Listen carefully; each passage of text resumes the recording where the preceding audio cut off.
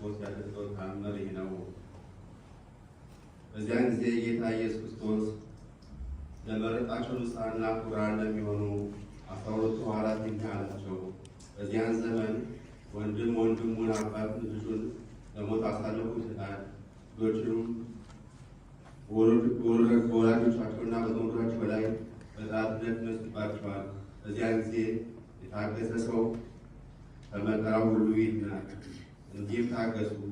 እናንተ በቤት የነበሩ ነቢያትን አሳደዷቸዋልና፣ አሕዛብ በእኔ ስም ቢያሳድዷችሁ፣ ቢያዋርዷችሁ፣ በሐሰት ቢወነጅሏችሁ እናንተ ንዑዳን ክቡራን ናችሁ።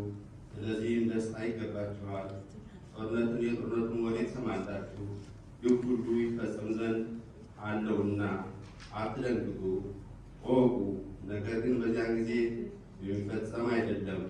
ብዙዎች ሐሰተኞች መምህራን ይነሳሉ፣ እኔ ኢየሱስ ነኝ በማለት በስሜ ይመጣሉ፣ ብዙዎችንም ያስታሉ።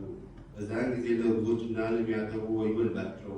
ነገር ግን ሽሽታችሁ በክረምትና በሰንበት እንዳይሆን ተግታችሁ ጸልዩ።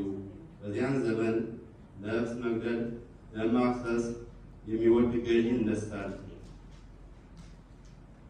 ነገር ግን እኛን የአመፀኛ ገዥ የግዛቱን ዘመናት ለወዳጆቹ አሳጥረዋለሁ። ባላሳጠረባቸው ኑሮስ በወገኖቹ መሬት ላይ አንድም ባልተረፈ ነበር። አሁን ሕዝቡ ኃጢአትን መስራትን ካልተውና ንስሐ ካልገቡ የአመፀኛዋን የገዥ ዘመን በእጥፍ አስረዝመዋለሁ አለ ጌታ ኢየሱስ ክርስቶስ ለደቀ መዛሙርቱ። ምሕረታቸውና ቸርነታቸው ለዘላለሙ በእውነት ለሁላችን ይደረግልን።